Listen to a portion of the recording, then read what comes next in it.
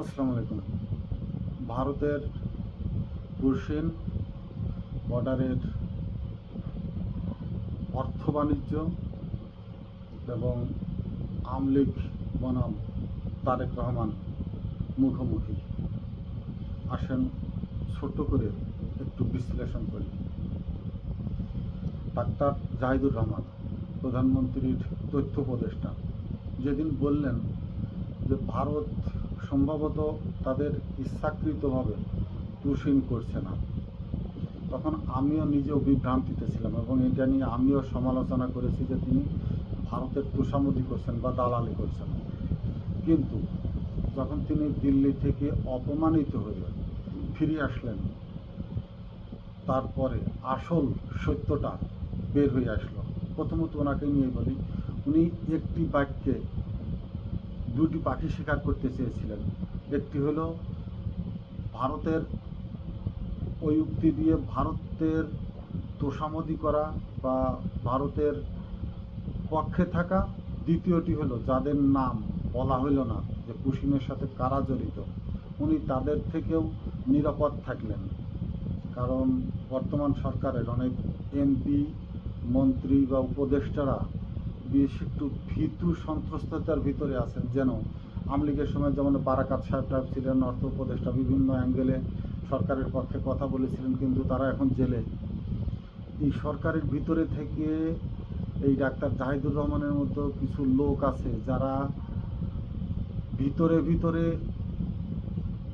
ভিতর সন্ত্রস্ততার ভিতরে আছে যে বিএনপি ক্ষমতায় যখন থাকবে না বা সরকার করে গেলে যদি আওয়ামী লীগ আসে, তখন যেন আমাদের উপরে ঠিক ওই ধরনেরই অমানবিক অমানসিক অত্যাচার, নির্যাতন, জেল জুলুমের পর্যায়ে অবস্থা না নেমে আসে। এই জন্য তারা খুব অ্যাঙ্গেলে মেপে মেপে কথা বলছেন। উনি বর্ডারে পুশিনের সাথে কারা জড়িত উনি জানতেন, কিন্তু উনি বলেননি, কারণ আওয়ামী লীগের শত্রু হতে চাননি উনি। কিন্তু দিল্লি থেকে যখন ফিরে আসলেন, তখন উনি ভারতকেও হারিয়েছেন বোঝা যাচ্ছে, এবং এই ফিরে আসার পিছনে যে আওয়ামী লীগের হাত আছে এটাও তিনি এখন বুঝতে পারছেন। এখন মূল জায়গাটা কোথায়, আমরা সেটা নিয়ে আলোচনা করব। তারেক রহমান ক্ষমতায় আসার পরেই অন্য ডিগ্রিতে, অন্য অ্যাঙ্গেলে তার যে পদচারণা, পদক্ষেপ এবং রাজনৈতিক তীর যে অ্যাঙ্গেলে তিনি নিক্ষেপ করছেন, অর্থাৎ পূর্ব দিকে, উত্তরে, উত্তর পশ্চিমে, অর্থাৎ চীন, পাকিস্তান, তুরস্ক, এই লাইনগুলোই ভারতের তো বিন্দুমাত্র পছন্দ হয়নি। দ্বিতীয়ত আওয়ামী লীগ অত্যন্ত নাজুক অবস্থার ভিতরে আছে যে এই অ্যাঙ্গেলে নিয়ে বাংলাদেশ যদি স্বতন্ত্রভাবে একটি বলয় তৈরি করে শক্তপোক্তভাবে রাজনৈতিক যে চাল কোনে দেশের উন্নয়ন করে প্রকৃত পক্ষেই ভারত বিরোধী শক্তিকে কাজে লাগিয়ে তারা যদি মানুষের মন জয় করে নেয় এবং বাংলাদেশকে যদি সমরাস্ত্রে, সমরবিদ্যায় সমররত সৈনিক তৈরি করে নিজস্ব স্বকীয়তায় দাঁড়িয়ে যেতে পারে, তাহলে আওয়ামী লীগের জনপ্রিয়তা কমে যাবে এবং বিএনপির জনপ্রিয়তা দিনকে দিন বৃদ্ধি পাবে। এই জায়গাগুলো থেকেই মূলত দেশ নয়, বরং আওয়ামী লীগের চরম শত্রুতে পরিণত হয়েছে তারেক রহমান। এবং এই তারেক রহমানের রাজনীতিকেই টার্গেট করে, রাজনীতিকেই মানসিকভাবে, ব্যক্তিগতভাবে, রাজনৈতিক ভবিষ্যৎ পরিক্রমাকে প্রশ্নবিদ্ধ করতেই আওয়ামী লীগ বিভিন্নভাবে বিভিন্ন ধরনের, দেশের ভিতরে খুন খারাপি বেড়ে গেছে, ধর্ষণ বেড়ে গেছে, বিভিন্ন ধরনের অন্যায় অত্যাচার যেমন বেড়ে গেছে, ঠিক তেমনি দেশের বাইরে থেকে বর্ডার এলাকা দিয়ে কিভাবে আরও ব্যতিব্যস্ত রাখা যায়, সরকারের দৃষ্টি ওই দিকে ক্ষেপণ করে রাখা যায় যেন সরকার প্রকৃতপক্ষে উন্নয়নের দিকে নজর না দিতে পারে। এই লাইনটাই ডাক্তার জাহিদুর রহমানের বলা উচিত ছিল, কিন্তু তিনি সেটা বলেননি। না বলার জন্যই তার আজকে দ্বিমুখী সমালোচনার মুখে পড়তে হয়েছে। এখন আসুন, বর্ডারে জাহিদুর রহমান যেটা বলেছিলেন তার পক্ষে এবং বিপক্ষের অবস্থান। তিনি যেটা বলেছিলেন ভারতের ইচ্ছায় হচ্ছে না, কিছুটা আংশিক। আর কারা করছেন সেটা তিনি বলেননি, সেটা হলো এর সাথে আওয়ামী লীগ ওতপ্রোতভাবে জড়িত। সেটা কিভাবে সম্ভব? আমার যতটুকু জ্ঞাতসারে এসেছে সেটা হলো মেঘালয়, ত্রিপুরা, মিজোরাম, আসাম বা আপনার শিলিগুড়ির এই সাইডটা দিয়ে, অর্থাৎ পার্বত্য চট্টগ্রাম এর এই এরিয়ার বর্ডারের এই পাশের দায়িত্ব দেওয়া হয়েছে সন্তু লারমা এবং তার সাথে যারা লিয়াজু করে আওয়ামী লীগের সাথেও আছে, বিএনপির সাথেও আছে, ডক্টর দেবাশিস রায়, রাজা দেবাশিস রায়, তিনি কোথায়, কোন অবস্থানে আছেন, কি করছেন? তারা পিছন থেকে এই জায়গাগুলোর দায়িত্ব নিয়েছেন, বর্ডারকে সম্পূর্ণভাবে বিভিন্নভাবে উপজাতীয়দেরকে উগ্রবাদী করে তোলা, বর্ডারকে পুশিনের মাধ্যমে ব্যতিগ্রস্ত করে তোলা, দেশকে ষড়যন্ত্রের মাধ্যমে তারেক জিয়ার রাজনীতিকে হেয় প্রতিপন্ন করার যত ধরনের নোংরামি কাজকাম এই অঞ্চলে দিয়ে এদের বন্টন করে দেওয়া হয়েছে। অন্যদিকে আপনার শিলিগুড়ি থেকে শুরু করে পশ্চিমবঙ্গের যে দক্ষিণ দিনাজপুর এই এলাকাটা, বঙ্গবীর উপাধি দেওয়া ভারতের সেই কাদের সিদ্দিকী, যে শেখ মুজিব হত্যার পরে ভারতের ওপাশে গিয়ে লোকজন অস্ত্রধারী সন্ত্রাসীদের সংগঠিত করে বারবার বাংলাদেশকে আঘাত এনেছে, বাংলাদেশের উপরে চড়াও হয়েছে, ব্যাংক ডাকাতির থেকে শুরু করে রেল লাইন উপড়ে ফেলা, বিভিন্ন ধরনের কাজকাম করে ওই সময় তিনি অশান্ত করেছিলেন। ঠিক এই মুহূর্তে শেখ হাসিনা ভারতে থাকাতে তিনি সেই পুরনো দায়িত্বটা তিনি আবার তুলে নিয়েছেন এবং সেই অ্যাঙ্গেলে তার বর্ডার এলাকা দিয়ে সেইভাবে কাজ করে যাচ্ছেন। তারপরে পশ্চিমবঙ্গ থেকে শুরু করে একবার মালদা, এই দক্ষিণ এই পাশ পশ্চিম দক্ষিণ এই সাইডটা দিয়ে দুইজন আছে, মাহবুবুল হক হানিফ এবং বাহাউদ্দিন, এদেরকে দায়িত্ব দেওয়া হয়েছে এই সাইড দিয়ে। এখন কথা হলো এদের কাজই হলো, এখন আমি একবার লেটেস্ট খবরটা যদি আপনাদের সামনে আনি তাহলে এটার প্রমাণ কিভাবে মিলে যাবে। দিনাজপুরে 2-3 দিন হলো এটা তদন্ত করে এটা অলরেডি বের হয়ে গেছে যে স্থানীয় কিছু লোকজন, অর্থাৎ তারা আওয়ামী লীগের রাজনীতির সাথে জড়িত, তারা টাকা পয়সা দিচ্ছে কে? ভারতের বর্ডার গার্ডের সৈন্যরা। তারা স্থানীয় আওয়ামী লীগ নেতাদেরকে বিভিন্নভাবে টাকা পয়সা দিয়ে সাহায্য করে, বিভিন্নভাবে মনোতুষ্ট করে গোপনে রাতের অন্ধকারে পুশিন করে ওই পাশ থেকে এই পাশে লোক পাঠাচ্ছে। এটা প্রমাণিত এবং আপনারা যদি খেয়াল করেন আজকের খবরে আপনার ইলেকট্রিক মিডিয়াগুলোতে এটা সম্প্রচার করা হয়ে গেছে অলরেডি, কিন্তু এটা বেশ কিছুদিন ধরেই চলছিল এবং ডাক্তার জাহিদুর রহমান যেদিন থেকে ফেরত আসলো সেই দিন থেকেই গোপনে, আরও আগের থেকেই চলছিল, কিন্তু সেদিন থেকে সেটা কানা ঘোষা শুরু হয়, এই জিনিসটা ওপেন আসা শুরু হয়। ভিডিওটা আমার আরও 2-3 দিন আগে বানানোর কথা ছিল, আমি সময়ের অপেক্ষায় আমি পারিনি, সামনে আনতে পারিনি। তো আজকে শুক্রবার আমি একটু সময় পেয়েছি বলে এই জিনিসটা আপনাদের সামনে আনলাম। তো এখানে প্রচুর অর্থ দিচ্ছে। এখন ভারতের বর্ডারে যারা আছে তারা কেন পয়সা দিয়ে লোক পুশিং করবে? এই পয়সাগুলো মূলত তাদের না, এই পয়সাগুলো হলো আওয়ামী লীগের পয়সা। এবং আমি যাদের বললাম মাহবুব আলম হানিফ,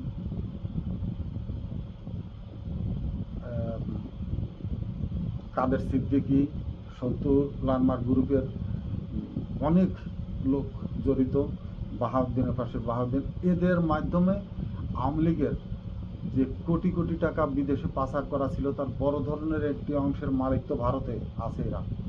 এই অঞ্চলটা দিয়ে এবং ভারত বর্ডার বিস্তৃতভাবে এই মাহবুবুল হক হানিফ এবং বাহাউদ্দিন এদের মাধ্যমে আওয়ামী লীগের মিডিয়াম সাইড নেতারা, যেমন বদি আছে, জাহাঙ্গীররা আছে, গাজীপুরের সাবেক মেয়র, এই ধরনের নেতারা যারা পয়সা কড়ির অনেক মালিক এবং এলাকার লোকজন স্থানীয় যে আওয়ামী লীগ তাদের ভারতে চলে গেছে তাদের সাথে পরিচিত, এই সব লোকগুলোকে এই বর্ডারে জাল বুনে অবস্থান করানো হয়েছে ভারতের সাথে লেয়াজু করে, এবং তারা ওই সব জায়গায় কমান্ড পোস্টের মতো অফিস মতো খুলে নিয়ে তারা বর্ডারে তাদের লোক দিয়ে প্রতিদিন প্রতি রাত্রে এই ধরনের ঘটনা ঘটানোর সাথে জড়িত।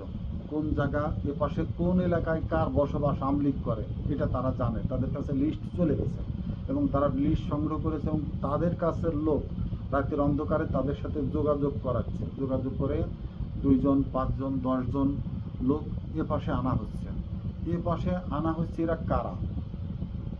বেশিরভাগই ভয়ানক খুনি সন্ত্রাসী এবং যারা দেশের স্যাবোটাজ তৈরি করার মতো সাহসিকতা যুবক ছেলেপেলে আছে তাদের, কিন্তু ওপেনে আনছে নিরীহ নারী শিশু যাদেরকে শূন্য লাইনে বসিয়ে রাখা হচ্ছে।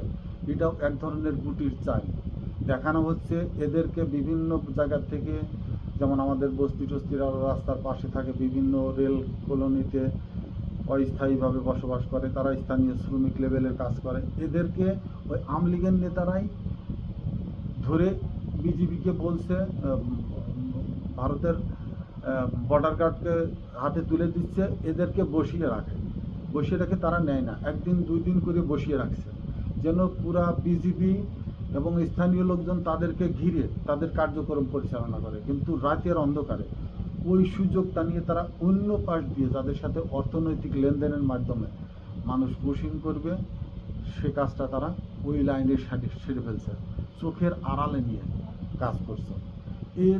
এই যে রাজনৈতিক প্রেক্ষাপট আমলিগ ভারতের সহযোগিতায় নিয়ে সংগঠিত করছে, এর নেপথ্যে পুরা আওয়ামী লোকজন জড়িত। এদেশে যারা আছে তারা এবং যারা আসছে তারা কিন্তু ওপেনে নাই, তারা হাইড হয়ে যাচ্ছে। হয়তো আমলিগের বসত বাড়ির ভিতরে হাইড হচ্ছে, অথবা আমলিগের ভিতরে বা যে কোনো প্রতিষ্ঠানের অভ্যন্তরীণ কক্ষে যে কোনোভাবে হোক তারা দেশের ভিতরে বিলীন হয়ে যাচ্ছে, মিলীন হয়ে যাচ্ছে। এইভাবে বাইরের পাশ থেকে সন্ত্রাসীদেরকে একবার এদেশ থেকে যারা পালিয়ে গিয়েছিল ওই মুহূর্তে বিভ্রান্তের মধ্যে পড়ে, যাদের ভয়ভীতি ছিল তারা চলে গিয়েছিল, তারাও আসছে। এবং ভারতের, আপনারা জানেন ভারতে বাংলাদেশের থেকে বেশি সন্ত্রাসী এবং তারা অত্যন্ত ভয়ানক সিরিয়াসলি। আপনারা দেখেছেন এই 2 দিন আগে বিজেপির 3 জন নেতাকে তাদের গাড়ির ভিতরে জীবন্ত পুড়িয়ে মেরেছে। এরা কিন্তু মুসলমান না, এরা তাদের হিন্দু সম্প্রদায়ের লোক। হিন্দু সম্প্রদায়ের লোক কিন্তু এরা এতটা দুর্ধর্ষ, এতটা অমানবিক। ভারতের যারা জানেন যে সেখানে কীভাবে খুন খারাপি হয়েছে, ধর্ষণ হয়েছে, মানুষের সাথে অমানবিক আচরণে ভারতে অত্যন্ত নিষ্ঠুর প্রকৃতির কিছু অন্য ধর্মের মানুষ রয়ে গেছে, যারা হরহামেশাই মানুষকে জীবন্ত পুড়িয়ে ফেলে, নরবলি দেয়। এদের কাছে মানুষ মারা বা যে কোনো ধরনের ক্রাইম সৃষ্টি করা একেবারে মাছ ভাতের মতো।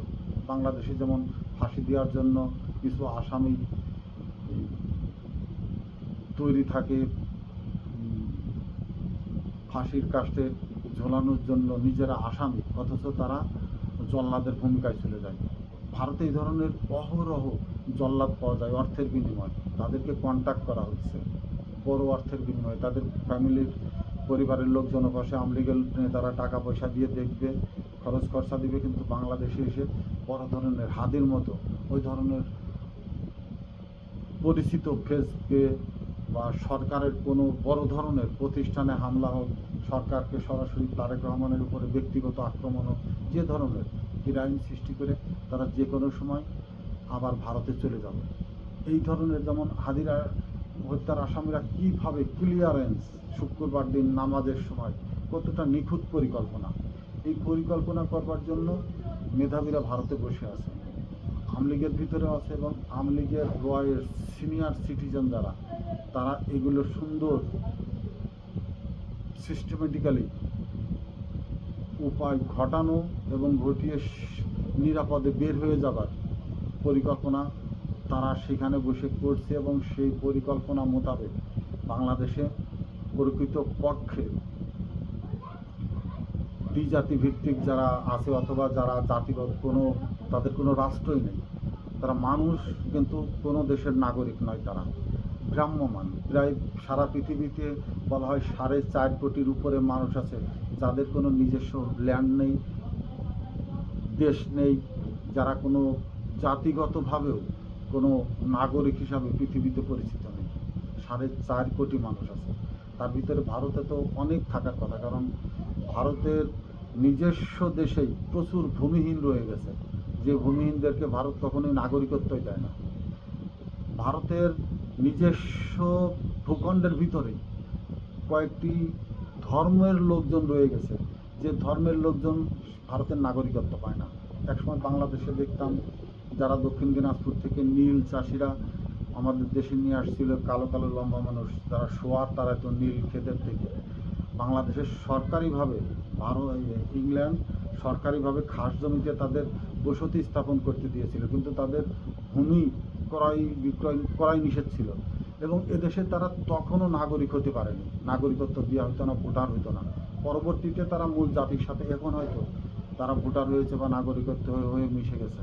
আমি জানি না চা শ্রমিকদের ভিতরে এরকমের ছিল যাদের ভোটাধিকার নেই, যারা নাগরিকত্ব না, এই ধরনের ভারতে প্রচুর মানুষ হয়ে গেছে, তাদের কোনো আইডেন্টিটি নেই, কিন্তু এদেরকে পয়সা দিলে অত্যন্ত জঘন্যতম ক্রাইম ঘটাতে পারে।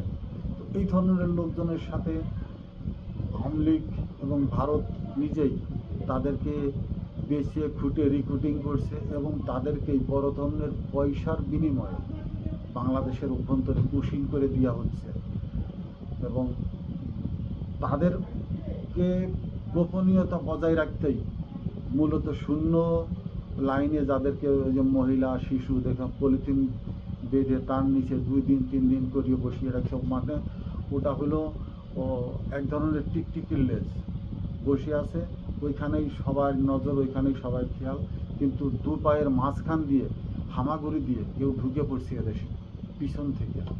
এইটা নজরে আসছে না বা বুঝতে, কিন্তু নজরে আসছে এক শ্রেণীর লোকের, বা এটা তো এখন মিডিয়াতে এসেই গেছে অলরেডি।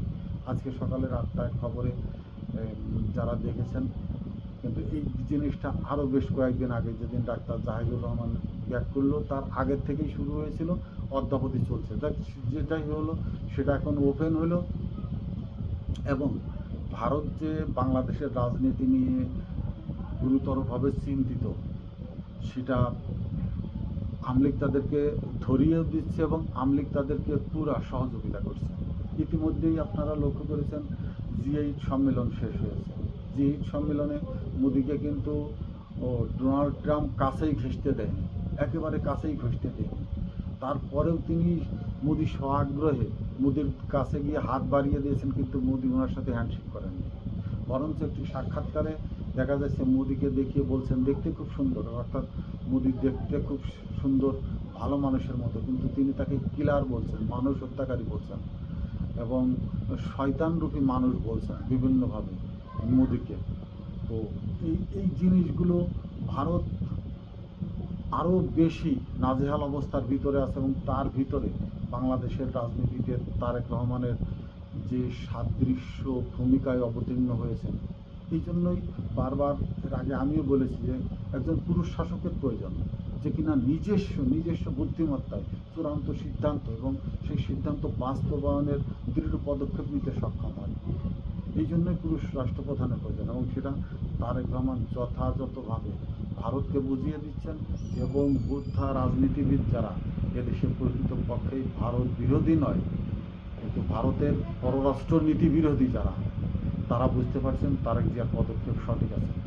21 তারিখে মালয়েশিয়ার থেকে 22 তারিখেই চীনে গমন করবেন, এবং চীনের সাথে সম্ভবত যে চুক্তিগুলো হবে, বাংলাদেশে অস্ত্র কারখানা, তুরস্কের সাথে আমাদের ড্রোন তৈরির কারখানা, পাকিস্তানের সাথে উন্নত প্রযুক্তির যুদ্ধ বিমান ক্রয়, সব মিলিয়ে বাংলাদেশ যে একটি উচ্চতর স্বকীয়তায় সসম্মানে আবির্ভূত হবে খুব অল্প সময়ের ভিতরে, এবং তার মহানায়ক হিসাবে চিরায়ত রাজনৈতিক নেতা হিসাবে জিয়াউর রহমানের মতোই একটি উন্নত অবস্থান উন্নীত হবেন তারেক রহমান, সেটা আমরা লক্ষ্য করছি, এবং আমি আশা করি বাংলাদেশ প্রেমী, বাংলাদেশ জাতীয়তাবাদী প্রেমী, বাংলাদেশের আদর্শের, বাঙালি আদর্শের, বাংলাদেশি আদর্শের দূরদর্শিতা সম্পন্ন মানুষজন জনাব তারেক রহমানের এইসব প্রেক্ষাপটে সমর্থন করবেন। ভুলভ্রান্তি হতেই পারে, রাজনীতিতে